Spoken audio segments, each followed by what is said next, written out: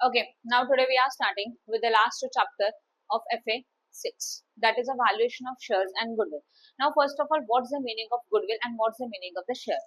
Share को हम लोग बाद में देखेंगे. एक्चुअल्स में देखा जाए तो valuation of share and goodwill आपके चैप्टर में मतलब आपके टेक्स्ट बुक में एक ही चैप्टर है, बट ये दोनों अलग अलग कंसेप्ट है क्लियरली. तो फर्स्ट ऑफ ऑल हम लोग देखेंगे कि वैल्यूएशन ऑफ गुडविल क्या होता है, वैल्यूएशन ऑफ शेयर्स क्या होता है, एंड फिर हम लोग उनके कंबाइन सम सॉल्व करेंगे. ठीक है ना. तो इसके रिलेटेड पेपर में जो सम्स आते हैं वो कैसे आते हैं. नॉर्मली जैसे मैंने अभी बताया वैल्यूएशन ऑफ गुडविल के सेपरेट सम्स है, देन वैल्यूएशन ऑफ शेयर के सेपरेट सम है, एंड देन अगेन उसके कंबाइन सम्स भी है. तो उनमें से कुछ भी पैटर्न पेपर में हो सकता है. सिंगल सम्स आ सकते हैं गुडविल के, otherwise we can say that share के सिंगल सम भी हो सकता है, only valuation of share. Okay, and ये भी हो सकता है कि दोनों को कंबाइन करके डायरेक्टली पूछा है. In that single question only एक ही क्वेश्चन में वैल्यूएशन ऑफ गुडविल भी रहेगा एंड वैल्यूएशन ऑफ शेयर्स भी रहेगा. ये भी हो सकता है. बराबर है. ठीक है, तो अभी हम लोग पहले देखेंगे कि valuation of goodwill means what. उसके पहले देखेंगे कि गुडविल मींस व्हाट. गुडविल क्या होता है? Goodwill is an intangible assets. Yes और नो. जितने भी हमारे एसेट्स है वो एसेट्स में नॉर्मली दो टाइप के एसेट्स होते हैं, tangible as well as what, intangible. Tangible assets का मतलब होता है कि जिसको हम लोग देख सकते हैं, टच कर सकते हैं, पता है वो फिजिकली एग्जिस्ट है, उसको क्या बोला जाता है? Tangible asset. और जो एसेट्स फिजिकली एग्जिस्ट नहीं है उनको क्या बोला जाता है? बोलो, इनटेंजिबल एसेट्स. ये पॉइंट क्लियर हो गया. ठीक है, अब गुडविल जब जनरेट होता है तो गुडविल हमारे पास दो टाइप से आता है. और एक goodwill means what, our reputation of business in the mind of customer. हमारे बिजनेस का कस्टमर के माइंड में जो भी एक रेपुटेशन है उसको क्या बोला जाता है? गुडविल बोला जाता है. ये पॉइंट समझ में आया. ठीक है, अब देखो ये गुडविल आया कहाँ से और इसको कैसे कैलकुलेट करते हैं. देख, goodwill is just a reputation. उसको देख सकते हो क्या? हम लोग नहीं देख सकते. तो इसको जब हम लोग फाइंड आउट करते हैं रुपीज में, तो monetary value of your reputation is known as a goodwill. समझा? मॉनेटरी वैल्यू मतलब हमारे गुडविल का जो हम लोग रुपीज में वैल्यू फाइंड आउट करते हैं कि मार्केट में कस्टमर के माइंड में हमारे बिजनेस का एक गुड रेपुटेशन तो है, नो प्रॉब्लम, बट जो रेपुटेशन है वो कितने रुपीज में है, ये जो फाइंड आउट किया जाता है that is known as a what, goodwill. Yes और नो. हमारे पास गुडविल के एक्चुअली दो कंसेप्ट है. मतलब गुडविल कैसे आता है? गुडविल दो टाइप का होता है, एक raised goodwill and second one is a purchased goodwill. ठीक है ना. रेज्ड गुडविल का मतलब क्या है कि यहाँ पे कोई भी एक पर्सन अपना बिजनेस खुद का स्टार्ट कर रहा है और बिजनेस स्टार्ट करते करते 3 to 4 ईयर में अपना बिजनेस का वो मार्केट में एक रेपुटेशन जनरेट करेगा. उसको बोला जाता है raised goodwill of self generated goodwill, जो खुद जनरेट हो रहा है. यस और नो. उसने किसी का नाम परचेस किया है क्या? नहीं. उसने अपना मार्केट में रेपुटेशन जो भी गुड नेम है वो खुद से प्रिपेयर किया कंटिन्यूसली अच्छा बिजनेस करके. That is known as a self generated goodwill. उसको क्या बोला जाता है? Self generated goodwill. Second goodwill हमारा होता है परचेस्ड गुडविल. ठीक है ना. इसके लिए मेरे एक एग्जांपल बताती हूँ, ध्यान दो. Purchase goodwill means what. समझो मुझे क्लासेस शुरू करना है तो मेरे पास दो ऑप्शंस है. एक मैं खुद के क्लासेस शुरू करूँ, स्टार्टअप करूँ खुद का, या तो वी कैन से दैट कि मार्केट में ऑलरेडी के एक क्लासेस है उसको मैं टेक ओवर करूँ. तो मैंने सेकंड ऑप्शन चॉइस किया क्योंकि जब हम लोग खुद का बिजनेस स्टार्ट करते हैं या तो खुद के कोचिंग क्लासेस स्टार्ट करते हैं तो ऑब्वियसली स्टार्टिंग बिजनेस के लिए हम लोगों को फंड चाहिए, कैपिटल चाहिए, मैनेजमेंट चाहिए, और we can say that market में अभी तक रेपुटेशन नहीं है तो कस्टमर्स कितना हो गया उसका हम लोगों को श्योरिटी नहीं है. तो हम लोगों ने सेकंड ऑप्शन चॉइस किया, मतलब किसी एक क्लासेस को हम लोगों ने टेकन ओवर किया, परचेस किया. समझ लो मार्केट में एमटी अपना बिजनेस सेल कर रहा है, महेश ट्यूटोरियल्स. हम लोगों ने ये बिजनेस परचेस कर लिया और ये जो बिजनेस परचेस किया हम लोगों ने कितने के लिए परचेस किया? 6 लाख के लिए. 6 लाख का अमाउंट पे करके बिजनेस परचेस किया. बट नॉर्मल सिचुएशन में जब भी हम लोग बिजनेस को परचेस करते हैं ना, in that situation we can say that हम लोग उस कंपनी के या तो पार्टनरशिप फॉर्म के बिजनेस के एसेट्स एंड लायबिलिटी को टेकन ओवर करते हैं. क्या टेकन ओवर करते हैं? बिजनेस को टेकन ओवर करना मीन्स व्हाट, उनके एसेट्स लायबिलिटी सब कुछ टेकन ओवर करो. ओके, तो एमटी का जो एसेट्स एंड लायबिलिटी का जो वैल्यूएशन है, एसेट्स माइनस लायबिलिटी, वो सिर्फ 5 लाख था. कितना था? 5 लाख था. फिर भी हम लोगों ने उसको 6 लाख दिया. तो एक्स्ट्रा का 1 लाख इज व्हाट? क्या हो सकता है? क्या हो सकता है एक्स्ट्रा का 1 लाख? गुडविल. बराबर ना. उसके बिजनेस का वैल्यू तो 5 लाख है ना, फिर भी हम लोग उसको 6 लाख दे रहे. इसका मतलब we are ready to pay the 1 lakh extra for the purpose of goodwill, क्योंकि एमटी का मार्केट में रेपुटेशन है, नाम है, महेश ट्यूटोरियल का नाम है. अभी देखो जब कस्टमर्स या तो जो भी स्टूडेंट्स एडमिशन बेस आता है वो ये नहीं देखता मैनेज करने वाला कौन है. क्या देखा जाता है? क्लासेस का नाम देखा जाता है. अंदर मैनेज करने वाला कौन है, चेंज हो गया, उनको कोई फर्क पड़ता है?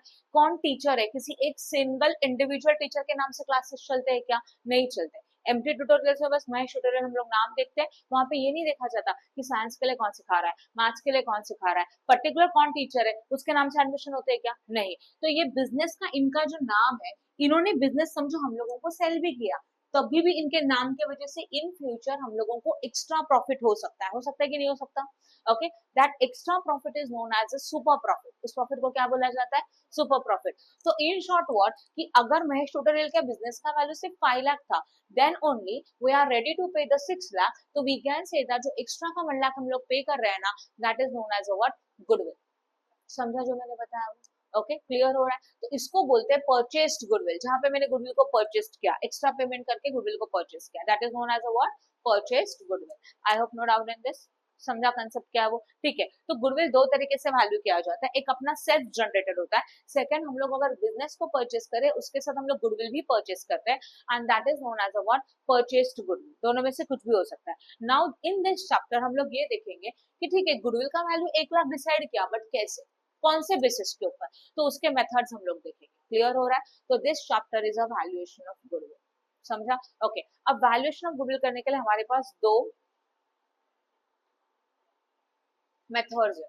First one is a goodwill is valued, वहां पे ना एक चार्ट है नोट्स में, अगर आपके पास है तो चेक कर सकते हो। Goodwill is valued by the two methods, बराबर ना? मतलब गुडविल कैलकुलेट करने के लिए हमारे पास दो मेथड है। First one is a average profit method and second one is a what? Super profit method. बस तुम लोग ध्यान दो, ये जो चार्ट है ना, ये आपका पूरा का पूरा गुडविल है, ऐसे आप समझ सकते हो। पूरे चैप्टर में आप क्या सीखोगे ना, वो यहाँ पे इंक्लूड है, इसके अलावा कुछ भी नहीं है। क्या बताया मैंने? देखो ध्यान दो जरा, क्या बोला मैंने? गुडविल। गुडविल मतलब हमारे बिजनेस का reputation, we are going to find out in the monetary terms, rupees में फाइंड आउट करने जा रहे हैं, that is known as a goodwill. तो गुडविल कैलकुलेट करने के लिए हमारे पास मेन दो मेथड्स है। First one is a which method? Average profit method, हाँ या ना? And second one is a which method? Super profit method. अब ध्यान देना जो मैं बता रही हूँ, जब भी हम लोग बोलते हैं कि find out the goodwill by average profit method, तो एवरेज प्रॉफिट में some time we have to find out the FMP. क्या फाइंड आउट करना पड़ता है? एफएमपी। एफएमपी का फुल फॉर्म है फ्यूचर मेंटेनेबल प्रॉफिट। क्या फुल फॉर्म है एफएमपी का? Future maintainable profit. It means, मैं बता देती हूँ, for example, in short what, जो प्रॉफिट इन फ्यूचर में होगा, जैसे अभी मैंने एग्जांपल दिया, अगर मैंने एमटी ट्यूटोरियल का बिजनेस परचेस किया फॉर एग्जांपल, तो होने क्या वाला है? एमटी ट्यूटोरियल का बिजनेस परचेस करता, मैं ये सोचूंगी आज तो मैं उसका बिजनेस परचेस कर रही हूँ, बट आने वाले ईयर्स में, इन फ्यूचर में मुझे कितना प्रॉफिट होगा, हाँ या ना? ये कैलकुलेट करना, इसको बोला जाता है future maintainable profit. I hope no doubt in this. समझा? तो सबसे पहले हम लोगों को गुडविल के लिए जब हम लोग बोलते हैं average profit method, this is also known as a future maintainable profit method also, बराबर है? तो इस मेथड में सबसे पहले हम लोगों को फाइंड आउट करना है एफएमपी या तो एवरेज प्रॉफिट। क्या फाइंड आउट करना है?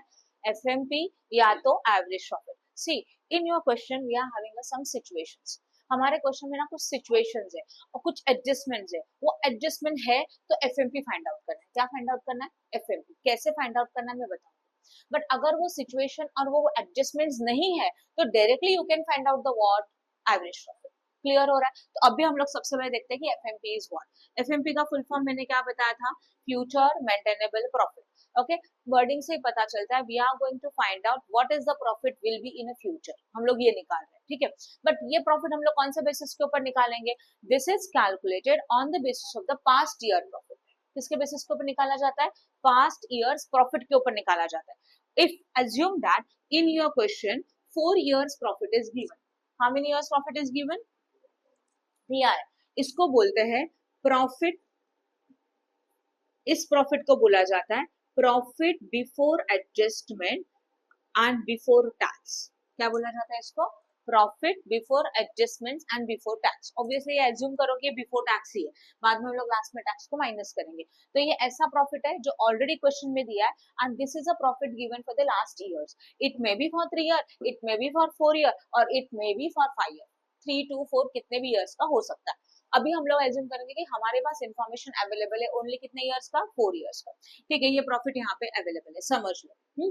अब एमटी का बिजनेस समझ लो, वीबी ने परचेस किया। किसने परचेस किया? वीबी ने। तो अभी हम लोग सोचेंगे कि समझ लो वो बिजनेस परचेस करो, तो एमटी के कुछ लास्ट 4 साल का प्रॉफिट हमारे पास है। अब हम लोग ये सोच रहे हैं कि वीबी ये सोच रहा है कि हम लोग एमटी का बिजनेस अगर परचेस कर रहा है तो इन फ्यूचर में आगे जाके कितना प्रॉफिट होगा, राइट है? ये हम लोगों को कैलकुलेट करना है। बोर्ड पे ध्यान दो प्लीज। इन एडजस्टमेंट्स के साथ कुछ, मतलब इस सेंटेंस के साथ कुछ एडजस्टमेंट्स करने। Point number 1, expenses in a past but not in a future. क्या बताया मैंने? expenses in a past but not in a future. इसका मीनिंग क्या होता है? We are having a some expenses which is in a past but ये expenses future में नहीं होंगे. For example, MT ने एक मैनेजिंग डायरेक्टर रखा है बिजनेस को मैनेज करने के लिए, और MT ट्यूटोरियल मतलब महेश ट्यूटोरियल्स उनको एक अमाउंट पे कर रहा है, समझ लो 1,20,000 per annum as a salary. समझ में आया? अभी ये बिजनेस वीबी कंपनी ने टेकन ओवर किया, बट वीबी ने ये डिसाइड किया कि मैनेज हम लोग खुद करेंगे, हम लोगों को मैनेजिंग डायरेक्टर की जरूरत नहीं है. तो अगर मैनेजिंग डायरेक्टर की हम लोगों को जरूरत नहीं है, हम लोग बिजनेस खुद हैंडल करेंगे, तो these are the MD remuneration that is the expenses which is in the past but now not in the future. Future में होने वाला क्या है खर्चा? अब सोचो, एक्सपेंसेस मतलब क्या होता है? प्रॉफिट इंक्रीज की डिक्रीज. एक्सपेंस की वजह से प्रॉफिट इंक्रीज और डिक्रीज. डिक्रीज, प्रॉफिट कम होता है. अब ये एक्सपेंसेस पास्ट में थे, राइट, इसकी वजह से प्रॉफिट रिड्यूस्ड हो चुका है, बट ये एक्सपेंसेस फ्यूचर में नहीं होंगे, तो प्रॉफिट क्या हो जाएगा? इंक्रीज हो जाएगा. तो ऐसे एक्सपेंसेस की जो एक्सपेंसेस पास्ट में है बट फ्यूचर में नहीं होने वाले, तो उनको करेंगे ऐड. क्लियर हो गया? जो ईयर बोला रहेगा उसको, and if specific year is not given ना, in that situation it's and every year ये ऐड हो जाएगा. समझा कि नहीं समझा? कंफ्यूजन है कुछ? श्योर? ये सेंटेंस क्लियर है? बस इतना समझ लो, आपको फ्यूचर का प्रॉफिट निकालना है, इसके लिए कुछ एडजस्टमेंट्स करने हैं. एडजस्टमेंट में क्या बताया? कुछ एक्सपेंसेस पास्ट में थे, फ्यूचर में नहीं होंगे. अगर ये एक्सपेंसेस फ्यूचर में नहीं होंगे, तो हम लोगों का प्रॉफिट उतने पॉइंट से क्या हो सकता है? इंक्रीज हो सकता है. तो उसको क्या करेंगे? Add. Similarly we can say that income in past but not in a future. मतलब कुछ इनकम पास्ट में थे, अभी फ्यूचर में नहीं होने वाले. फॉर एग्जाम्पल, एमडी ने एक इन्वेस्टमेंट करके रखा था 5 लाख का, और उसके ऊपर उनको इंटरेस्ट मिल रहा है. क्या मिल रहा है उनको? Interest. That is known as interest on investment. तो एमटी ट्यूटोरियल्स को ये मतलब एमटी को ये इनकम मिल रहा है, तो इनकम मिला मतलब प्रॉफिट क्या हुआ रहेगा? इंक्रीज. ओके, बट अभी समझ लो एमटी का बिजनेस वीबी ने टेकन ओवर किया, तो ये इन्वेस्टमेंट खुद को देगा, खुद का इन्वेस्टमेंट वीबू को देगा क्या? नहीं, इन्वेस्टमेंट तो अपने पास रखेगा. तो this interest will not be received in the future. तो ये इनकम ऐसा इनकम है कि जो पास्ट में तो था बट फ्यूचर में नहीं होने वाला, इनकी वजह से प्रॉफिट क्या हो जाएगा? रिड्यूस्ड. तो उसको क्या करेंगे? लेस. समझा? तो these are the point in a past but not in a future. फिर ये भी हो सकता है कि कुछ एक्सपेंसेस ऐसे हैं कि जो पास्ट में नहीं थे बट फ्यूचर में होने वाले हैं, तो उनको क्या करना चाहिए? माइनस. एक्सपेंसेस है ना वो, उसको क्या करना चाहिए? Expenses not in past but in future. ये होने वाला है खर्चा, फ्यूचर में होगा तो प्रॉफिट रिड्यूस होगा, तो माइनस करो. And some points are there that is a income in a past but not in a what? Future. Sorry, income not in a past but in a future, कि जो income past में नहीं होगे, not in a past but कहाँ पे होगे? In what? Future. तो ये इनकम पास्ट में तो नहीं था बट फ्यूचर में मिलने वाला है, पैसा मिलने वाला है, तो प्रॉफिट क्या हो जाएगा? इंक्रीज. तो इसको क्या करेंगे? ऐड. सही है? अब इसको मैं बता देती हूँ कि आप इसको शॉर्ट में कैसे याद रख सकते हो. ध्यान दो, नॉर्मली एक्सपेंसेस क्या होता है? प्लस की माइनस. बोलो, एक्सपेंसेस व्हाट? प्लस की माइनस. माइनस. ओके, और इनकम इज व्हाट? प्लस की माइनस. इन प्लस करेंगे, राइट? अभी ध्यान देना, जो पॉइंट्स फ्यूचर में होने वाले हैं, पास्ट में नहीं थे, उनको नॉर्मल है, चेक करो, है ना? एक्सपेंसेस को क्या किया? माइनस किया, फ्यूचर में होने वाला है. इनकम को क्या किया? ऐड किया, जो फ्यूचर में होने वाला है, राइट? बट इसका अपोजिट ये ऊपर किया जाए. क्लियर हो रहा है? पास्ट के लिए उसका अपोजिट याद रख सकते हो. तो जो इन फ्यूचर में होने वाला है उनके लिए नॉर्मल एक्टिविटी, मतलब इनकम को ऐड करेंगे, एक्सपेंसेस को माइनस करेंगे, जो फ्यूचर में होने वाले. बट जो एक्सपेंस एंड इनकम पास्ट में थे बट फ्यूचर में नहीं है, उनके लिए उसका अपोजिट करेंगे. एक्सपेंस को ऐड करेंगे, इनकम को क्या करेंगे? माइनस. क्लियर हो गया? इसके कैलकुलेशन से हम लोगों को मिलेगा प्रॉफिट आफ्टर एडजस्टमेंट. क्या मिलेगा? Profit after adjustment. क्लियर है? बट टैक्स माइनस नहीं किया तो इसको क्या बोलते हैं? Profit before tax. Now listen it very carefully. जब भी गुडविल का एवरेज प्रॉफिट मेथड है, या तो विच मेथड है? एफएमपी मेथड है कि नहीं है? तो ऐसे सिचुएशन में लिसन, ऐसे सिचुएशन में पहले आपको देखना है एडजस्टमेंट में, क्वेश्चन में एडजस्टमेंट है क्या. अगर ये एडजस्टमेंट है तो आपको पहले कैलकुलेट क्या करना है? एफएमपी. ओके, एफएमपी होने के बाद हम लोग उसका कन्वर्जन किस में करेंगे? Average profit. बट अगर एफएमपी है ही नहीं, तो आपको डायरेक्टली क्या फाइंड आउट करना है? Average profit. आपको लॉजिक समझ में आया जो भी मैंने एक्सप्लेन किया वो? यस और नो? ठीक है, अब ध्यान दो. एफएमपी तो मैंने आपको अच्छी तरह से एक्सप्लेन कर दिया कि एफएमपी इज व्हाट. रफ करो इसको, एनी डाउट इन दिस? ठीक है, with the help of this adjustment जैसे ही हम लोग एफएमपी निकालेंगे, तो that is known as a profit, उसको क्या बोला जाता है, profit after adjustment, but what, before tax. But ये क्या है, टैक्स माइनस करने का पहले का प्रॉफिट है, और ये कितने ईयर का था, 4 ईयर का था। अब हम लोगों को इसके बाद क्या फाइंड आउट करना है, एवरेज प्रॉफिट। क्या फाइंड आउट करना है, average profit. For the average profit we are having two method. कितना मेथड चलेगा इसके लिए, दो। First one is a what, simple average profit, and second one is a what, weighted average profit. सही है, समझा कि नहीं समझा?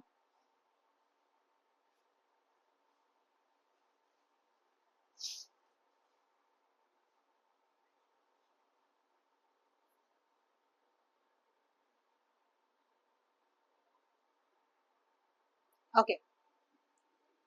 कौन सा दो मेथड्स बोला, गुडविल में क्या बताया था, for the calculation of goodwill we have to find out the what, average profit as well as what, super profit. इतना तो क्लियर है, यस और नो? सबसे पहले अगर they say that average profit method से गुडविल निकालो, तो हम लोगों को क्या फाइंड आउट करना है, सबसे पहले बोलो, एफएमपी फाइंड आउट करना है। That is what, future maintainable profit find out करना है। बट फ्यूचर मेंटेनेबल प्रॉफिट के अगर एडजस्टमेंट्स है तो ठीक है, अगर एडजस्टमेंट्स नहीं है तो हम लोग डायरेक्टली क्या फाइंड आउट करेंगे, एवरेज प्रॉफिट। और अगर एफएमपी के एडजस्टमेंट है तो एफएमपी निकालो और फिर क्या निकालेंगे, एवरेज प्रॉफिट। अभी एवरेज प्रॉफिट फाइंड आउट करने के हमारे पास दो मेथड्स है। First one is what, simple average profit, second one is what, weighted average profit. अभी simple average profit find out करने का फॉर्मूला बहुत सिंपल है, क्या, total profit divided by what, number of years. Short में लिख रही हूँ क्योंकि आपके नोट्स में सब कुछ है, बराबर ना? जितना भी प्रॉफिट है, जितने ईयर का प्रॉफिट था उसको टोटल को ऐड करेंगे, उसको नंबर ऑफ ईयर से डिवाइड करेंगे, you got a simple average profit. Then in and out in this, समझ में? एंड वेटेड एवरेज प्रॉफिट में क्या किया जाएगा कि ये और है, ऑब्वियसली इन दोनों में से क्या होता है, एक यूज होता है। कौन सा यूज कर रहा है, ये क्वेश्चन में कुछ नहीं बोला है, तो you can find out it which method, simple average profit. But अगर आपको क्वेश्चन में क्लियरली बोला है use the weighted average profit, तो कौन सा यूज करेंगे, weighted average profit method use करेंगे। समझा? In and out in this, up to this, okay. अब वेटेड एवरेज प्रॉफिट कैसे निकालेंगे, ईयर दिया रहेगा 1 2 3 4, समझो। फिर हमारे पास प्रॉफिट अवेलेबल है जो कि प्रॉफिट आफ्टर टैक्स है, वो प्रॉफिट आप यहाँ पे कॉपी करेंगे, okay. And again weights is also given, weight भी क्वेश्चन में दिया रहेगा 1 2 3 4 या तो 4 2 3 1, कुछ भी हो सकता है। अभी इन दोनों में से कौन सा मेथड यूज करना है उसके बारे में मैंने क्या बताया था, अगर स्पेसिफिक इन्फॉर्मेशन दिया है तो वो फॉलो करो, नहीं दिया है तो क्या फॉलो करेंगे, सिंपल एवरेज। बट अगर क्वेश्चन में बोला कि वेटेड एवरेज है, तो ये नॉर्मली कब यूज होता है पता है, अगर हमारे क्वेश्चन में जो प्रॉफिट्स है वो इंक्रीजिंग है या तो डिक्रीजिंग है। क्या बताया मैंने, हमारे क्वेश्चन के जो प्रॉफिट्स है, मतलब जो प्रॉफिट है वो इंक्रीजिंग ट्रेंड में है या तो डिक्रीजिंग ट्रेंड में, तब वेटेड एवरेज यूज होता है नॉर्मली, ठीक है ना? क्या करना है, देखो, पीएटी है इनटू वेट, आपको मिलेगा प्रोडक्ट, क्या मिलेगा, प्रोडक्ट। तो profit after tax into wait which is given in the question, उनका कैलकुलेशन आपको यहाँ पे आ जाएगा। फिर अगेन इन दोनों को मल्टीप्लाई करके यहाँ होगा, ये मल्टीप्लीकेशन आंसर, ये मल्टीप्लीकेशन आंसर, क्या, product multiplied by what, weight. And फिर इसका करेंगे total, this is known as a total of what, product. यहाँ तक क्लियर है? एंड वेटेड एवरेज प्रॉफिट का फॉर्मूला है total product divided by total weight, मतलब प्रोडक्ट का टोटल को हम लोग वेट से क्या करेंगे, डिवाइड करेंगे, and then finally you got a weighted average profit. समझा कि नहीं समझा? ओके, कंफ्यूज नहीं है कुछ भी ना? क्या बताया था, गुडविल के कितने मेथड्स है, दो, average profit and super profit. Average profit मतलब पहले क्या निकालना है, एफएमपी, एफएमपी के बेसिस के ऊपर आगे क्या फाइंड आउट करते हैं, एवरेज प्रॉफिट। एवरेज प्रॉफिट के लिए कितने मेथड्स है, दो, कौन कौन से, simple method and weighted average. Normal use होता है simple average profit, but simple average profit नहीं है, वेटेड एवरेज बोला है, तो उसके लिए ये कंसेप्ट है। Done, okay. Now listen, goodwill find out करने के लिए अगर आपका ये मेथड है तो सबसे पहले आपको फाइंड आउट करना एवरेज प्रॉफिट, वो हो गया। अभी once you got average profit ना, then we have to find out what, goodwill. क्या फाइंड आउट करना है अभी हम लोगों को, ओके। गुडविल कैलकुलेट करने के अलग अलग फॉर्मूलाज है। First one, average profit itself is a goodwill. मतलब क्या, क्वेश्चन में अगर बोला है कि हमारा जो एवरेज प्रॉफिट है ना वही आपका गुडविल है, तो average profit is equal to क्या आ जाएगा, बराबर है।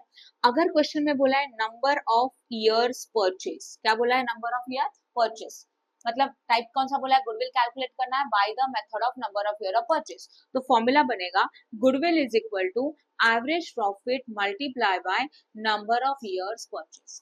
सिंपल है, आपने एवरेज प्रॉफिट ऊपर निकाला है, उसको नंबर ऑफ ईयर परचेज से मल्टीप्लाई करो, ठीक है। थर्ड मेथड होता है annuity rate, what's annuity rate। अभी annuity rate का मीनिंग क्या है, annuity rate is a rate which is already given in the question, nothing else। तो इस मेथड से गुडविल निकालना है, तो goodwill is equal to average profit multiplied by what, annuity rate. सही है। देखो ना सब में कॉमन क्या है, एवरेज प्रॉफिट कॉमन है, तो आपने जो एवरेज प्रॉफिट निकालना है वही यूज करें हम लोग गुडविल के लिए। समझ में आया। एंड लास्ट वन और एक मेथड है कैपिटलाइजेशन ऑफ एफएमपी। क्या बोला मैंने, कैपिटलाइजेशन ऑफ एफएमपी। एफएमपी का फुल फॉर्म होता है फ्यूचर मेंटेनेबल प्रॉफिट, बट इसको मैं बाद में एक्सप्लेन करूंगी। माइंड में क्लियर हो गया।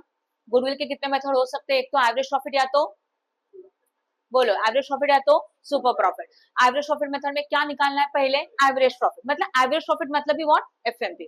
ठीक है ना, मतलब एवरेज प्रॉफिट से स्टार्ट करना है, तो पहले आप क्या फाइंड आउट करेंगे, एफएमपी। एफएमपी होने के बाद उसका क्या निकालना है, average profit. By which method, and weighted average profit. सही है, इन दोनों में से एक से निकालो।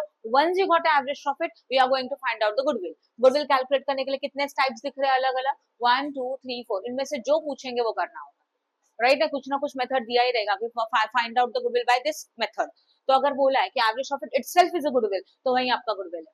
ठीक है, then number of year of purchase बोला है, तो average profit multiply by number of years purchase which is given in the question.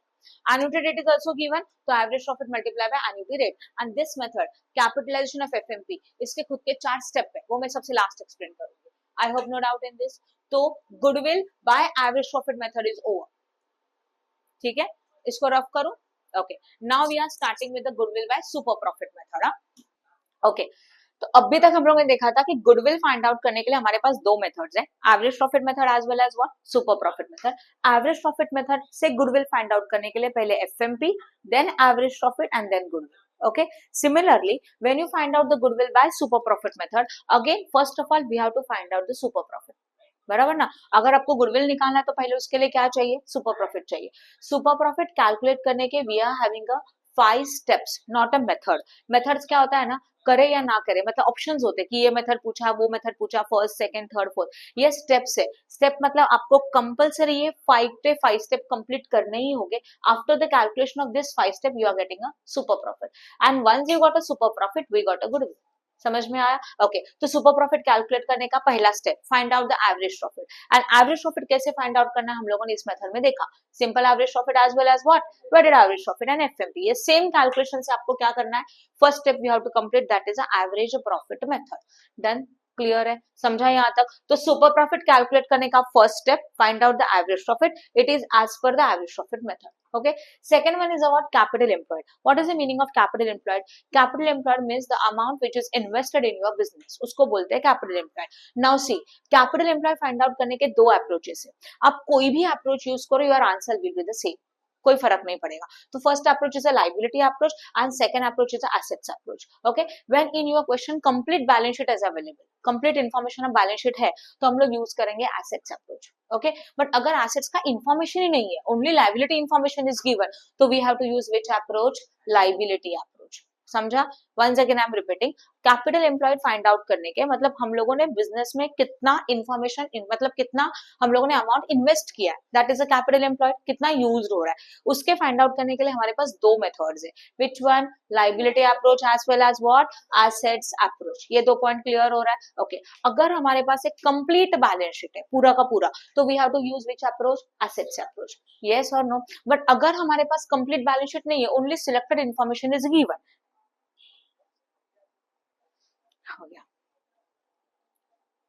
Only selected information is a given, right ना, तो ऐसे सिचुएशन में हम लोग कौन सा इन्फॉर्मेशन यूज करेंगे, लाइबिलिटी अप्रोच। यस और नो, समझा कि नहीं समझा। ठीक है, अब देखते हैं first of all what's assets approach. Total of all assets excluding, balance sheet के एसेट साइड का जितने भी एसेट्स है सबका टोटल करेंगे, excluding goodwill, investment and losses.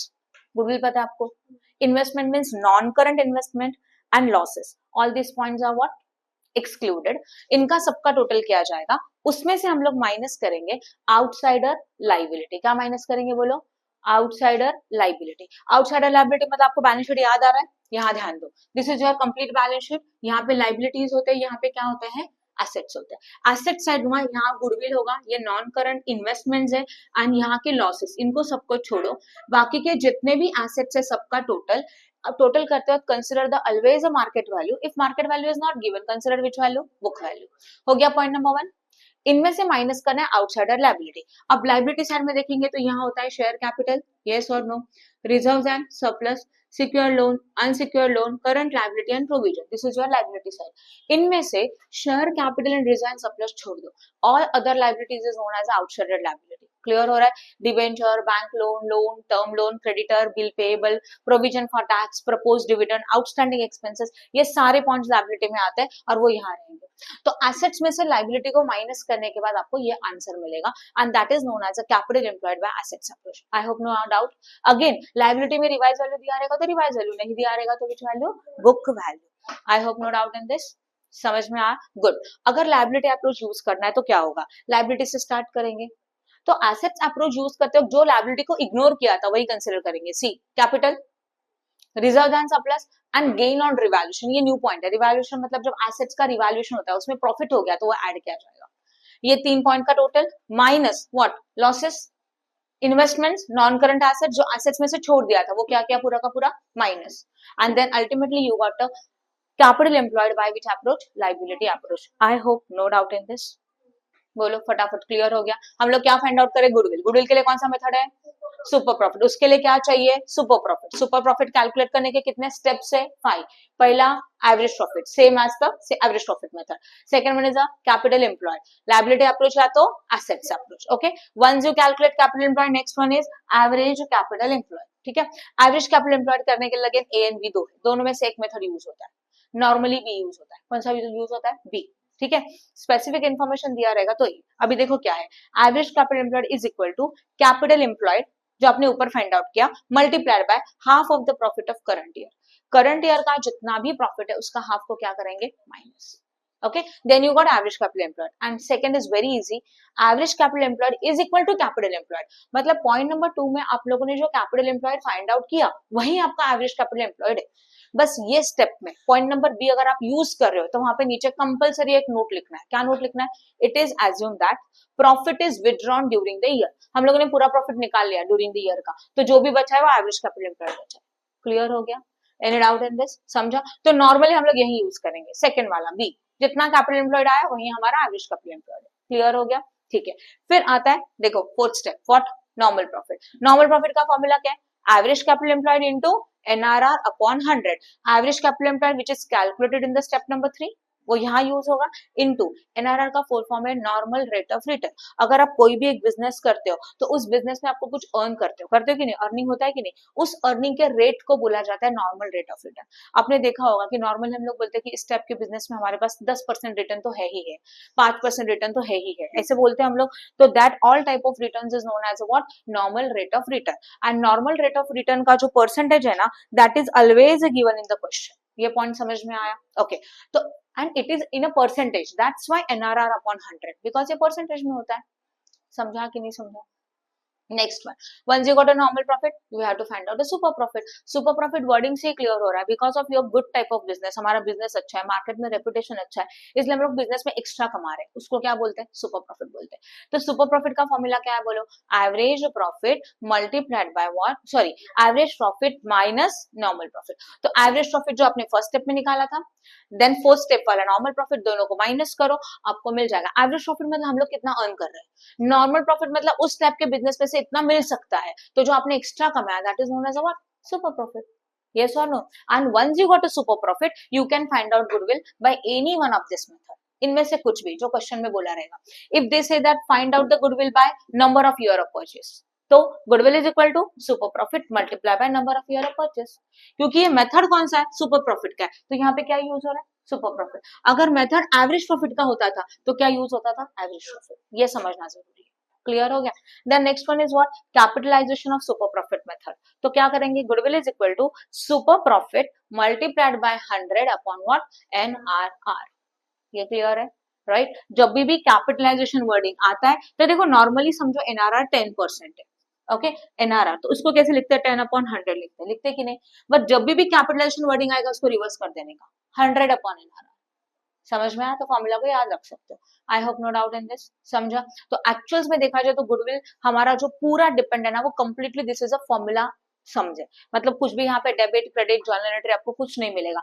जो भी क्वेश्चन अवेलेबल है आपको क्वेश्चन को केयरफुली रीड करना है। Then we have to find out the method of goodwill. सबसे ट्रिकी पार्ट यही होता है कि गुडविल का मेथड ढूंढना। राइट। मेथड होने के बाद डिसाइड करो कि वो एवरेज प्रॉफिट वाला मेथड है कि सुपर प्रॉफिट का। अगर एवरेज प्रॉफिट का है तो पहले एवरेज प्रॉफिट निकाल के देन गुडविल फाइंड आउट करना है, और सुपर प्रॉफिट है तो सुपर प्रॉफिट फाइंड आउट करके देन गुडविल। समझ में आया? क्लियर हो रहा है? पेपर में सम टाइम 15 मार्क्स के लिए 15 मार्क्स का गुडविल का सम आता है, तो इसको ऑप्शन में रखने का सोचना भी मत। ये क्लियर हो गया? फॉर्मूला बेस्ड है, अगर फॉर्मूला क्लियर है और ये जो मैंने अभी आपको एक्सप्लेन किया अगर ये क्लियर है ना, तो ये चैप्टर आपको बहुत ईजी लगेगा, राइट। बस आपको वो पॉइंट्स याद रखने हैं। पॉइंट में आपको एक एग्जांपल बता देती हूँ, बच्चे यहाँ गड़बड़ कर देते हैं, इनको कंफ्यूजन होता है कि outsider liability is what, but मैंने आपको बहुत स्पेसिफिकली बोला है शेयर कैपिटल एंड रिजर्व्स को छोड़ के ऑल लायबिलिटीज, यस और no, that is known as outsider liability, वो सारे यहाँ पे आएंगे, राइट। तो ये आपको छोटे छोटे पॉइंट्स याद रखने हैं, मार्केट वैल्यू लेना है कि बुक वैल्यू लेना है, याद रखना है। मेथड्स अच्छी तरह से सीक्वेंस समझ में आना चाहिए, अगर ये लगा आया तो आपको चैप्टर बहुत इजी जाएगा। वैल्यूएशन ऑफ गुडविल के कुछ सम्स करेंगे, देन वैल्यूएशन ऑफ शेयर के कुछ सम करेंगे एंड देन कंबाइन सम करेंगे। इस तरह से हमारा चैप्टर खत्म हो सकता है। Okay, good. Now we are starting with the question number 2 and this is a first question of the good valuation of goodwill and shares. Okay, मनन प्रकाशन को हम लोग कर रहे हैं question number 2। Following is a balance of the Annextra Limited as on 31st March 2014. Liabilities rupees and assets rupees. Share capital 10,000 equity share of 10 each. General reserve 6% debenture. Profit and loss creditor taxation. Goodwill, plant and machinery, land and building, investment, stock, data, cash at bank and discount on issue of shares. Assets are evaluated as under plant and machinery 50,000, land and building 40,000 and investments are 25,000. अभी ध्यान दो, जिनका revaluation value है ना उनको ऊपर जाके amount column में टिक करो। कौन कौन से एसेट्स का रिवाइज वैल्यू है, मार्केट वैल्यू गिवन है, प्लांट एंड मशीनरी, तो अमाउंट कॉलम में जाके टिक करना। Then land and building as well as investment, तो जिनका मार्केट वैल्यू गिवन है हम लोग उसका मार्केट वैल्यू लिखेंगे, नहीं दिया रहेगा तो book value, and book value means balance sheet value. Clear हो रहा है? ओके, नाउ व्हाट दे से, profit earned during the year before tax is a 40,000. कितना profit earned है during the year? 40,000. Calculate the average capital employed. This is a simple question. They just say that find out the average capital employed using a tax rate is a 50%. ठीक है ना? अब जब average capital employed निकालना है तो उसके लिए सबसे पहले चाहिए capital employed. Okay? तो यहाँ लिखेंगे step number 1. That is what capital employed. Capital employed find out करने के लिए क्या होता है? Assets minus liability. Assets at a revised value. Okay, चलो बताओ फटाफट, go to the balance sheet asset side. Line में जाओगे बैलेंस शीट के सीक्वेंस में, बाकी कोई सीक्वेंस नहीं। बैलेंस शीट के एसेट साइड में जाओ, पहला एसेट्स कौन सा है? ओके, तो प्लांट एंड मशीनरी का रिवाइज वैल्यू है, write down that one. Next one, I think land and building का भी तो रिवाइज वैल्यू है। नेक्स्ट, इन्वेस्टमेंट कंसिडर नहीं होता। Make a total of all assets excluding goodwill, investment and losses, ये तीनों को छोड़ के बाकी सबका टोटल चाहिए, तो इन्वेस्टमेंट यहाँ नहीं आएगा। समझ में आया यहाँ तक? Okay, what is the stock? Next one, कितना? नेक्स्ट, कितना? नेक्स्ट वन, करो इनका टोटल प्लीज। लॉसेस तो आएंगे नहीं, कितना आएगा? 1,60,000। ओके, इसको बोलते हैं टोटल एसेट्स, यस और नो? अब इसमें से हम लोग माइनस करेंगे what? Outsider liability, that is external liability. Okay, go to the liability side please. Share capital and reserve छोड़ के बाकी सब कुछ क्या? कितना? 10,000। नेक्स्ट, कितना? नेक्स्ट, यस यस, डिबेंचर्स भी आएगा, it is also loan, 25,000 total.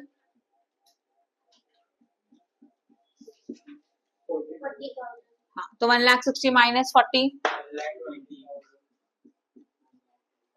सही है। And this is known as a what? इसको क्या बोला जाएगा? कैपिटल एम्प्लॉयड, सही है। Okay, once you calculate capital employed, next step is a what? Average capital employed, yes और नो? तो एवरेज कैपिटल एम्प्लॉयड हम लोग पहला वाला मेथड यूज करेंगे, स्पेसिफिक कैपिटल एम्प्लॉयड का सम है, इसलिए क्या आता है? Capital employed into half of the profit of current year. Current year का प्रॉफिट चाहिए, उसका हाफ माइनस होता है, बट अभी पहले प्रॉफिट निकालना होगा। प्रॉफिट दिया है, बट वो कौन सा प्रॉफिट है चेक करो, प्रॉफिट बिफोर टैक्स है। लेस टैक्स करेंगे तब जाके आपको मिलेगा profit after tax. How much is the profit before tax? 40,000। हाँ या ना? टैक्स का रेट बोलो कितना परसेंट है? 50%। तो 50% कितना आता है? 20,000। कितना मिलेगा अगेन? 20,000। यस और नो? हो गया। तो ये प्रॉफिट आफ्टर टैक्स यहाँ यूज होगा, तो यहाँ पे आप प्रॉफिट आफ्टर टैक्स वर्डिंग भी यूज कर सकते हो। Capital employed is 1,20,000 into half of the profit of current year, that is 20,000 का हाफ, कितना हो जाएगा 10,000। यह माइनस है, capital employed minus half of the profit 10,000 and here is what 1,20,000 minus करो कितना मिलेगा 1,10,000 हो गया। Average capital employed is equal to how much 1,10,000. I hope no doubt in this. Now we are starting with the question number 3. Profit for 3 years business. For the first year 4,16,000, for the second year 4 lakh, and for third year 4,26,000. We are having a profit for last 3 years. Okay, next it had a 5% 80,000 face value investment. हमारे पास investment है जिसका face value कितना है 80,000 है, and rate of interest of investment is a 5%. Market value of the investment is a 76,000, and the average tangible capital employed is 18,46,000, which has a market value of 20,76,000. According to rule, जब भी हम लोग capital employed find out करेंगे तो कौन सा price consider करेंगे, market price के कॉस्ट प्राइस, मार्केट प्राइस। तो यहाँ पे जो वैल्यू दिया market price 20,76,000, that one we have to consider, yes और no. 1,000 expenses per month are likely to be discontinued. 1,000 expenses है per month का जो इन फ्यूचर में नहीं होगा। डिसकंटिन्यू मतलब क्या, पास्ट में था बट फ्यूचर में नहीं होगा। This is known as a expenses in a past but not in a future.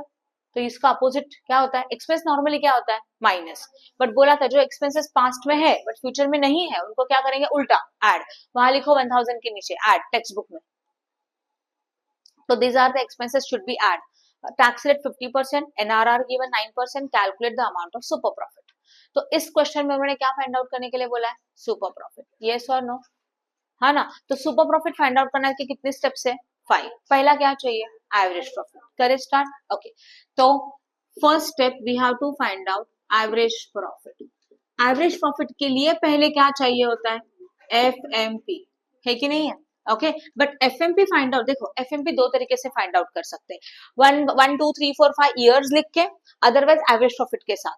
Observe करो FMP के जो एडजस्टमेंट है, expenses in a past but not in a future, है ना, income in a past but not in a future, expense and income not in a past but in a future, ये adjustment से कोई adjustment है, कौन सी adjustment है, 1,000 वाली एक एडजस्टमेंट है। अच्छा मुझे बताओ 1,000 के एडजस्टमेंट के लिए स्पेसिफिक ईयर दिया है क्या, ये फर्स्ट ईयर का है, ये सेकंड ईयर का है, थर्ड ईयर नहीं दिया।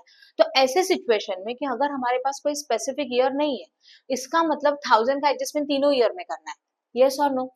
तो ऐसे टाइप में पहले आप एवरेज प्रॉफिट निकालेंगे देन वो एडजस्टमेंट करेंगे, समझा, ओनली वन टाइम, क्लियर हो गया। तो अभी हम लोग FMP का एडजस्टमेंट करने से पहले क्या निकालेंगे, एवरेज प्रॉफिट, बट ये before adjustment and before tax है, हाँ या ना, tax rate is also given.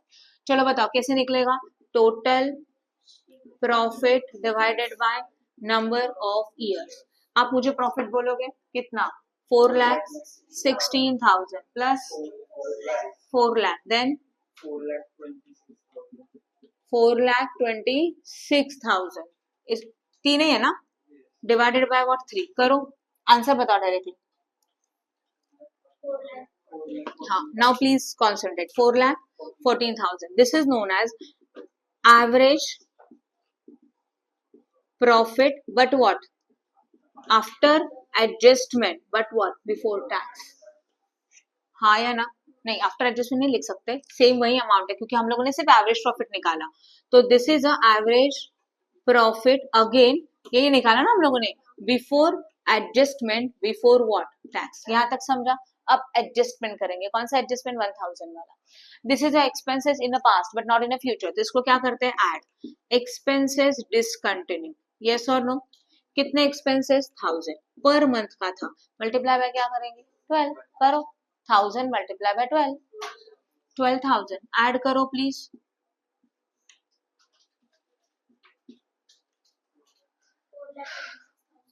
यहाँ तक समझ में आया, 4,26,000, ठीक है। और एक अमाउंट है जो आपको डायरेक्टली तो दिया नहीं है बट आपको समझ में आना चाहिए, जैसे कि when you find out the capital employed, हम लोग इन्वेस्टमेंट कंसिडर करते हैं क्या, नहीं, बिकॉज हम लोग एज्यूम करते हैं कि इन्वेस्टमेंट हमारा रेगुलर बिजनेस का एसेट्स नहीं है, वो नॉन करंट एसेट्स बस इन्वेस्टमेंट पर्पज के लिए किया हुआ है।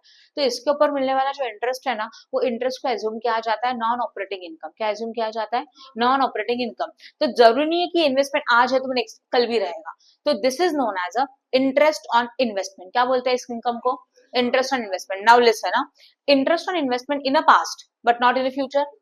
ये फ्यूचर में नहीं होगा, कंफर्म है. मतलब जरूरी नहीं कि आज इन्वेस्टमेंट तो फ्यूचर में जाके भी मिलेगा, इसलिए इसको क्या करना चाहिए, माइनस. तो यहाँ लिखेंगे less interest on what, investment. कितना, इन्वेस्टमेंट का इंटरेस्ट हमेशा फेस वैल्यू के ऊपर कैलकुलेट होता है. What is your face value, okay 80,000 के ऊपर कितना परसेंट, 5%. कितना आया, 4,000. ये क्या होगा, minus. You got 4 lakh what, 22,000. I hope no doubt in this.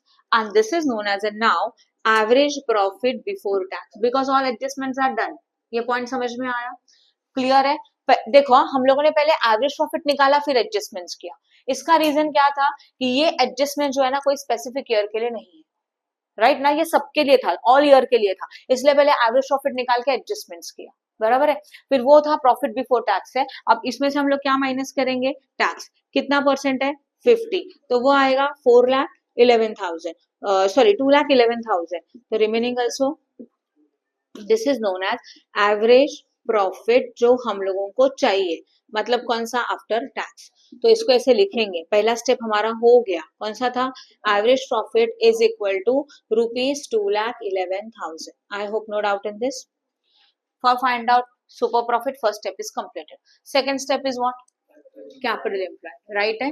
ध्यान देना, कैपिटल एम्प्लॉयड करना मतलब assets minus what, liabilities. Go to the balance sheet please. है बैलेंस शीट, नहीं है, बट आपको कुछ इन्फॉर्मेशन दिया है, बोला है ना, क्या बोला है, एवरेज टैंजिबल कैपिटल एम्प्लॉयड बोला है. तो यहाँ लिख देते हैं एवरेज टैंजिबल कैपिटल एम्प्लॉयड. कितना है बोलो, yes according to market value 20,76,000. But आपको क्या चाहिए, capital employed and average capital employed, सही है. बट ये कौन सा है, एवरेज टैंजिबल कैपिटल एम्प्लॉयड है, मतलब इसमें इन्वेस्टमेंट इंक्लूड है. इन्वेस्टमेंट इंक्लूड होना चाहिए क्या, नहीं, तो इन्वेस्टमेंट को माइनस करेंगे, इसलिए लिखेंगे लेस नॉन करंट इन्वेस्टमेंट. कितना है बोलो, नॉन करंट इन्वेस्टमेंट 76,000. करो माइनस 20 lakhs. हाँ या ना. और इसको बोला जाता है, क्या बोला जाता है, एवरेज कैपिटल एम्प्लॉय. सी हमारा सेकंड एंड थर्ड स्टेप एक साथ ही हो गया, क्योंकि क्वेश्चन में आपको एवरेज कैपिटल एम्प्लॉय ऑलरेडी देके रखा है. हाँ या ना, हो गया. क्या मिला अभी हम लोगों को, हेडिंग लिखो, ब्रैकेट करो, average capital employed is equal to rupees how much, 20 lakh. Done. Average capital employed के बाद क्या निकालते हैं, नॉर्मल प्रॉफिट. नॉर्मल प्रॉफिट का फॉर्मूला क्या है, average capital employed into NRR upon 100. तो 20 लाख एवरेज कैपिटल एम्प्लॉयड है, NRR कितना परसेंट है, 9 upon 100, 18, 1,80,000. तो लिखेंगे what, normal profit is equal to rupees 1,80,000. I hope no doubt in this. समझा कि नहीं समझा. After that next one is what, yes last step जो आपको चाहिए, super profit is equal to formula बोलो, average profit minus what, normal profit. तो average profit कितना था, देखो हम लोग ने यहाँ निकाला था 2,11,000 माइनस 1,80,000. प्लीज करो 31,000 ओनली. तो you got your final answer, that is super profit is equal to 31,000. आपको समझा, जो मैंने कैलकुलेट किया वो क्लियर है. तो सुपर प्रॉफिट फाइंड आउट करना कि ये 5 स्टेप से इस तरह से आपको सुपर प्रॉफिट मिलेगा. एंड इस क्वेश्चन में सिर्फ सुपर प्रॉफिट पूछा है तो सुपर प्रॉफिट हो गया. Okay, now we are starting with the question number 4. Following information is available in the respect of the business carried on by Mr. X. Profit for the last 4 year are. Profits कुछ available है पिछले 4 साल के, yes or no. Years है 2010, 11, 12, 13. अच्छा, years को observe करो, ये ईयर ऐसे दिया होता, मतलब जैसे कि 10, 11, 11, 12 ऐसे लिखा है क्या, नहीं. ध्यान दो, अगर ऐसे ईयर लिखा है ना, इसका मतलब स्टार्टिंग अप्रैल एंडिंग कौन है, मार्च है. बट अगर हमारे क्वेश्चन में ईयर 10, 2011 ये दिया है, तो ईयर एंडिंग क्या है, 31 दिसंबर. ये लॉजिक आपको अप्लाई करना है. समझ में आया. Okay, now next one is what, आगे का इंफॉर्मेशन क्या है, 4 इयर्स का प्रॉफिट अवेलेबल है. Now scrutiny of the profit however reveals that, profits के स्क्रूटिनी में हम लोगों को पता चला profit are before managerial remuneration 3000 per annum. जितने भी प्रॉफिट्स है वो एमडी रेम्यूनरेशन, मतलब profit are before manager remuneration, MD remuneration minus करने के पहले का प्रॉफिट है। तो एमडी रेम्यूनरेशन मतलब मैनेजिंग डायरेक्टर रेम्यूनरेशन, वो तो माइनस करना ही है, यस और नो। अभी माइनस करना है मतलब क्या करे होगा, प्लस की माइनस, मतलब ऐसे एज्यूम करो कि expenses not in a past but in a future, तो क्या करना है, माइनस। एक्सपेंस है ना, तो एक्सपेंस क्या होता है, माइनस होता है, देखो वहां पे माइनस। लॉजिक समझ में आया, हाँ या ना। उन्होंने बस इतना बोला कि ये जो भी प्रॉफिट अवेलेबल है बिफोर एमडी रेम्यूनरेशन के पहले का है, तो एमडी रेम्यूनरेशन एक्सपेंस है, तो एक्सपेंस क्या करना चाहिए, माइनस। इसके लिए भी क्या हो जाएगा, minus. Okay, next one. In 2010 there was a loss in the sale of machinery 1000। 2010 के ईयर में मशीनरी को सेल करते वक्त लॉस हुआ, ठीक है। तो मुझे बताइए कौन सा टाइप है, इन अ पास्ट कि not in a past.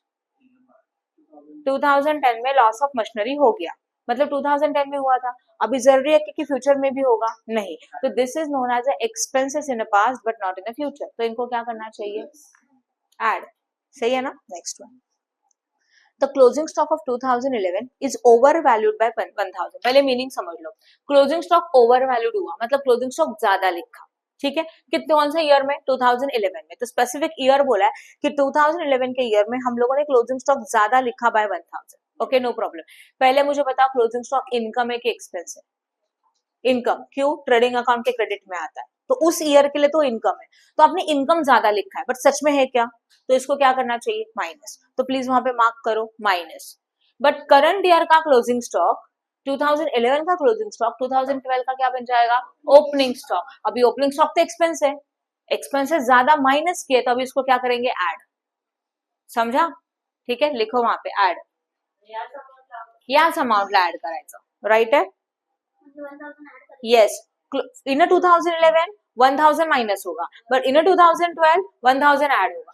Clear, करते वक्त मैं और एक बार एक्सप्लेन करूंगी। After that, on 1 July 2012 a major repair of 5000 resulting into the improvement of plan is a charge in the revenue account. क्या बोला है, 1 जुलाई 2012 है, उसमें हमारा एक मेजर रिपेयर हुआ, रिपेयर मतलब कुछ खर्चा हुआ मेजर अमाउंट का, और वो 5000 का एक्सपेंसेस है, which has improvement in the plant, जिसकी वजह से प्लांट का क्वालिटी इंप्रूव हो गया। तो जब भी ऐसा कुछ खर्चा होता है ना, तो उसको नॉर्मली कैपिटल एक्सपेंडिचर कंसिडर करते हैं, बट हम लोगों ने इसको कंसिडर किया रेवेन्यू एक्सपेंडिचर, मतलब हम लोगों ने इसको नॉर्मल रिपेयरिंग का एक्सपेंसेस समझ के माइनस किया था रेगुलर एक्सपेंसेस में, बट ये एक्चुअली एसेट्स परचेस है, तो बैलेंस शीट में ऐड होना चाहिए था। तो बाय मिस्टेक हम लोगों ने एज एक्सपेंसेस को माइनस किया, तो इसको वापस से क्या करना होगा, add, because it is assets. तो 5000 का अमाउंट क्या होने वाला है, ऐड। पॉइंट समझ में आगे देखो क्या बोला है, ओके, वापस एक्सप्लेन करती हूँ। On 1 July 2012 a major repair of 5000 resulting into improvement of plant is charged to the revenue। हम लोगों ने कुछ प्लांट में मेजर रिपेयर किया और जिसके वजह से प्लांट का इंप्रूवमेंट हुआ, मतलब मशीनरी का क्वालिटी इंप्रूव हुआ। तो क्वालिटी इंप्रूव होता है तो this is a revenue expenditure और capital expenditure. Capital expenditure assets के लिए खर्चा कर रहे हो तो वो कैपिटल एक्सपेंडिचर है, मतलब ये एक्चुअल में हमारा एसेट्स परचेस है, पर हम लोगों ने बाय मिस्टेक इसको रेवेन्यू एक्सपेंडिचर कंसिडर करके पीएनएल में एज एक्सपेंसेस शो किया रिपेयरिंग करके। ओके, तो ये तो रॉन्ग है, ये रिपेयरिंग नहीं है, एसेट्स में आना चाहिए। इसलिए जहां पे हम लोगों ने एज एक्सपेंसेस माइनस किया था उसको प्लस वापस क्या करेंगे, ऐड। तो 5000 क्या होने वाला है, add, because it is not a business expense, it is assets purchase. बराबर है, ये रेवेन्यू एक्सपेंडिचर नहीं है, ये कौन सा एक्सपेंडिचर है, कैपिटल एक्सपेंडिचर है, and capital expenditure balance sheet के एसेट साइड में रिकॉर्ड होता है, हम लोगों ने पीएनएल के डेबिट में लिख दिया। समझ में आया, ठीक है। After that and they say that charge a depreciation, बोला है ना, and said sum is agreed to capitalize for the goodwill। इसमें हम लोग इसको कैपिटलाइज समझेंगे, मतलब एसेट्स में कंसिडर करेंगे, and subject to the adjustment of depreciation 20% per annum by reducing balance method. मतलब यहाँ पे हम लोगों को क्या फाइंड आउट करने का है, depreciation by which method, reducing balance method. Done, ठीक है। बाद में उसके बाद you are required to calculate the goodwill by 3 years purchase of future maintainable profit। Future maintainable profit is also known as the average profit। तो in this situation we have to find out goodwill by average profit method। तो पहले आपको क्या निकालना है, average profit, but average profit के पहले क्या निकालते हो, एफएफ, क्योंकि एडजस्टमेंट है। अच्छा, इस क्वेश्चन में कुछ एडजस्टमेंट ना स्पेसिफिक ईयर का एडजस्टमेंट है, जैसे कि 2010 में loss on sale of machinery हुआ, 2011 में क्लोजिंग स्टॉक ओवर वैल्यू हुआ, तो जो स्पेसिफिक ईयर का एडजस्टमेंट आता है तो आपको एफएमपी कैलकुलेट करने के लिए उतने ईयर्स का प्रॉफिट ड्रॉ करना होता है। बराबर है, ओके, चलो ध्यान दो, this is a question number 4। First of all what, FMP. FMP के लिए प्रॉफिट कितने साल का अवेलेबल है चेक करो please, 4 year profit is given. तो हम लोग भी कॉलम कितने प्रिपेयर करेंगे 4, 1 ईयर का ईयर दिया है, कौन सा ईयर है 2010 से शुरुआत है ना, 2010, 2011, 2000 व्हाट नेक्स्ट एंड 2030, हाँ या ना, यहाँ पे क्या आएगा पर्टिकुलर्स, यस और नो बोलो फटाफट। उसके बाद सबसे पहले क्या आएगा प्रॉफिट बिफोर एडजस्टमेंट, कितना प्रॉफिट ऑलरेडी क्वेश्चन में देके रखा है, फर्स्ट ईयर का कितना 13,000, next one, next one, next, हाँ या ना, इसमें से हम लोग क्या करेंगे एडजस्टमेंट्स करेंगे। तो now go to the adjustment, पहला adjustment the profits are before managerial remuneration, बस इतना ही बोला है, कोई स्पेसिफिक ईयर नहीं है। तो अभी हम लोग सब में करेंगे ये माइनस करेंगे, तो लिखेंगे लेस एमडी रेम्यूनरेशन, कितना है बोलो 3,000, each and every point 3,000 क्या होने वाला है less, I hope no doubt in this. Next उसके बाद next one is what, after that in 2010 there is a loss on sale of machinery 1000, 2010 में क्या हो रहा है लॉस हो रहा है, हमारा सेल ऑफ मशीनरी का लॉस हो रहा है। तो लॉस है तो मतलब क्या ऐड होगा, this is a expense in a past but not in a future, तो लिखेंगे add loss on sale of machinery, कितना, और वो कौन से ईयर में प्लस करना है तो no bracket. After that next one is what, the closing stock of 2011 is overvalued by 1000, जो भी क्लोजिंग स्टॉक है वो ओवरवैल्यूड है, कितने से ओवरवैल्यूड है 1000 से ओवरवैल्यूड है, ठीक है नो प्रॉब्लम। तो क्लोजिंग स्टॉक 2011 में, तो यहाँ लिखेंगे क्लोजिंग स्टॉक, क्लोजिंग स्टॉक ओवरवैल्यू मतलब इनकम ज्यादा लिखा है बट एक्चुअली कम है, इन विच ईयर 2011, ये माइनस होगा। 2011 का क्लोजिंग स्टॉक नेक्स्ट ईयर के लिए क्या बनता है ओपनिंग स्टॉक, अभी ओपनिंग स्टॉक इज एक्सपेंसेस, तो expenses in a past but not in a future, ये एक्स्ट्रा खर्चा है जो फ्यूचर में नहीं होगा, उसको क्या करते हो ऐड, तो ओपनिंग स्टॉक यहाँ लिखेंगे this is a what over value, yes और नो राइट, कितना बोलो 1000 और इसको ऐड करना है, हो गया। After that next adjustment, in on 1st July 2012 major repair 5000 resulting into the improvement of plant is charged to the revenue, मतलब क्या 2012 के ईयर में हम लोगों ने कुछ प्लांट परचेस किया था, बाय मिस्टेक हम लोगों ने उसको एक्सपेंसेस शो किया बट वो एक्सपेंसेस नहीं है, तो उसको वापस से क्या करेंगे ऐड, तो ऐड परचेस ऑफ प्लांट, कितने का कौन सा ईयर में 2012 ऐड करेंगे, अब इनके कैलकुलेशन से जो भी मिलेगा वो प्रॉफिट, चलो करो यस 11,000, फिर नेक्स्ट वन कितना 21,000, नेक्स्ट वन सही है क्या, अच्छा एक एडजस्टमेंट बाकी रह गया व्हाट डेप्रिसिएशन, दिया है ना डेप्रिसिएशन वहां पे, चेक करो प्लीज। हाँ अब ध्यान दो डेप्रिसिएशन कैसे निकालोगे, बोर्ड पे ध्यान देना, डेप्रिसिएशन बाकी है तो शायद आंसर चेंज हो सकता है,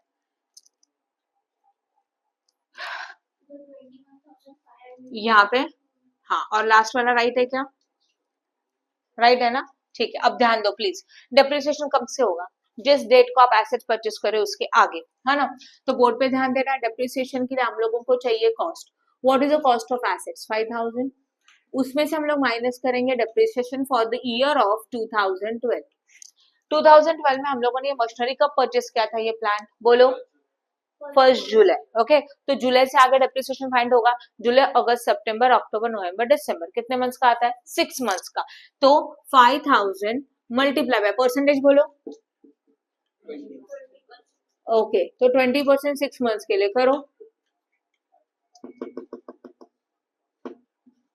500 आएगा, वैल्यू कितना बचा 4,500, तो 500 का डेप्रिसिएशन यहाँ क्या होने वाला है माइनस, राइट है।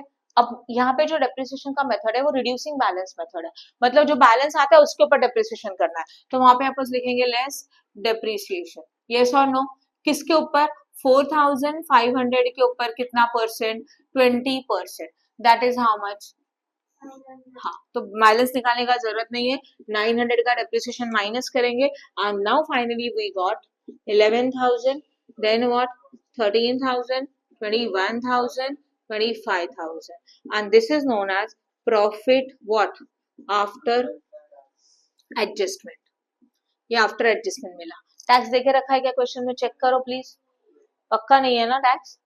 ओके, नाउ दे कौन सा मेथड बोला है यहाँ पे, एफएमपी मेथड है, उसके लिए आपने पहले एफएमपी निकाला। अब इसका क्या फाइंड आउट करना है, एवरेज प्रॉफिट। तो एवरेज प्रॉफिट में क्या करते हैं बोलो, yes, total profit divided by what,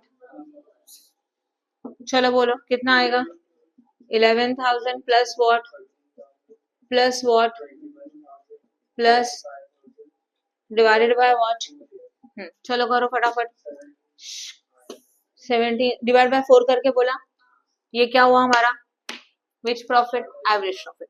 question का लास्ट सेंटेंस रीड करो, क्या बोला था, you are required to calculate goodwill on the basis of 3 years purchase of future maintainable profit. तो एफएमपी मिल गया, मतलब एवरेज प्रॉफिट मिल गया, 3 years परचेस बोला है, तो goodwill is equal to, last step, goodwill is equal to average profit multiplied by number of years purchase. सही है, what is your average profit, 17,500 into what is the number of year purchase, 3, करो multiply, मिल गया, bracket कर दो। Now we are starting with the question number 6. Ascertain the value of goodwill of the Progressive Limited carrying a business and the retail trader from the following information. हम लोगों को goodwill find out करना है, ठीक है, no problem. Paid up capital, profit and loss, bank overdraft, creditor provision for taxation, goodwill, land and building machinery stock as well as data. The company commenced operation in 2009 with a paid up capital of 2,50,000.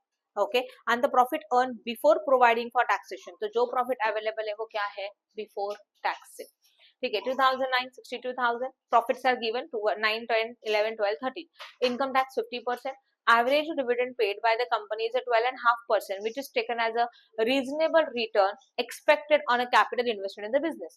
business में जितना capital invest करे उसके ऊपर के return को बोला जाता है NRR। तो NRR कितना परसेंट हो गया, 12.5, that is 12.5%.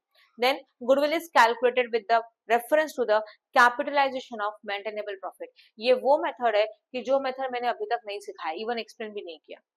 Capitalisation of maintainable profit मतलब capitalization of future maintainable profit, okay, वो एवरेज प्रॉफिट वाला मेथड है। तो यहाँ पे हम लोगों को गुडविल फाइंड आउट करना है, बोर्ड पे ध्यान दो, गुडविल के लिए क्या बोला है, कैपिटलाइजेशन ऑफ व्हाट,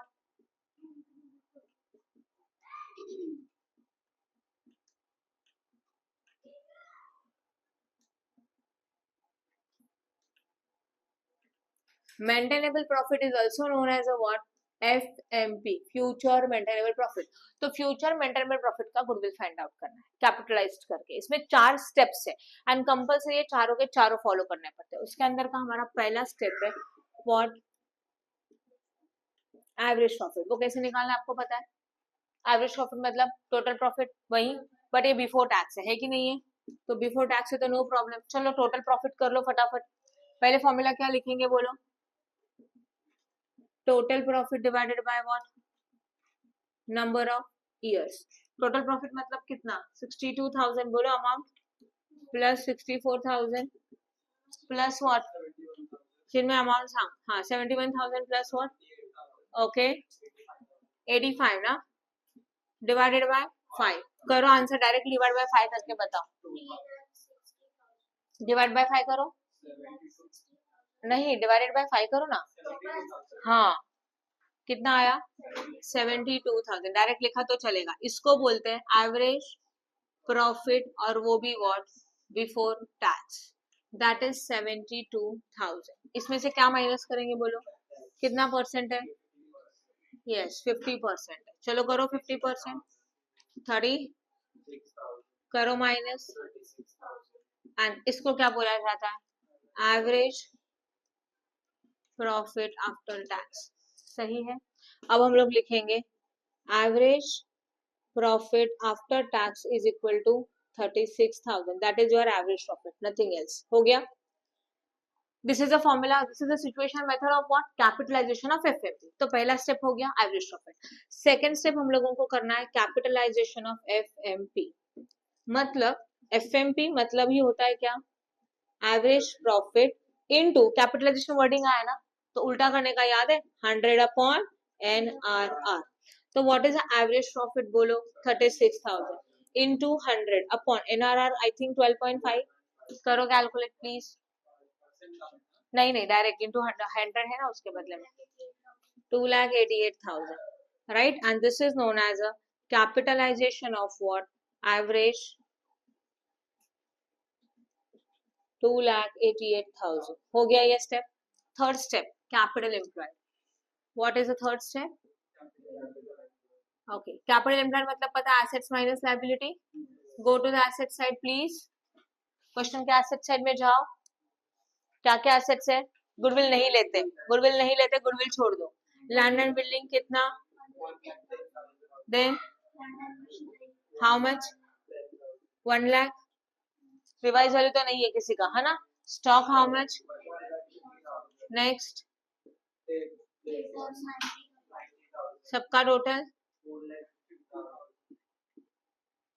इसमें से माइनस करेंगे liability, that is a external liability. Go to the liability, bank overdraft, creditor, taxation.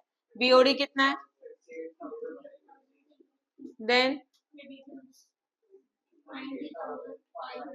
Next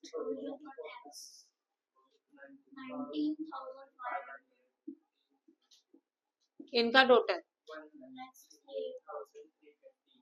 1,68,000. What करो माइनस, हो गया. And this is known as a what? Okay, अब फोर्थ वाला, that is goodwill. Final answer.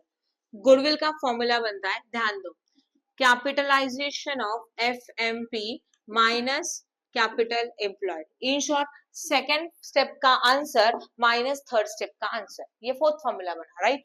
तो capitalisation of FMP में क्या आएगा बोलो? 2,88,000 माइनस 2,81,650. करो minus. Done, you got a goodwill. समझा कि नहीं समझा? ये स्टेप मैंने अभी तक एक्सप्लेन नहीं किया था, बट याद रखना capitalisation of future maintainable profit step आया तो इसमें 4 पॉइंट करने हैं हम लोगों को, अगर इस मेथड से गुडविल निकालना है. पहले हम लोगों ने एवरेज प्रॉफिट फाइंड आउट किया. Second is what? जो एवरेज प्रॉफिट फाइंड आउट किया उसका capitalized value, and then what? Capital employed. इन दोनों का डिफरेंस. सेकंड का आंसर माइनस थर्ड का आंसर. क्लियर हुआ, राइट? ये सब नॉर्मली पेपर में 7 मार्क के लिए आ सकता है क्योंकि ये शॉर्ट क्वेश्चन है. जब लेंथी क्वेश्चन रहेगा तो it will be come for the 15 mark. Okay. Please like and share our video and subscribe our channel for more videos. Press bell icon for notification. Thank you.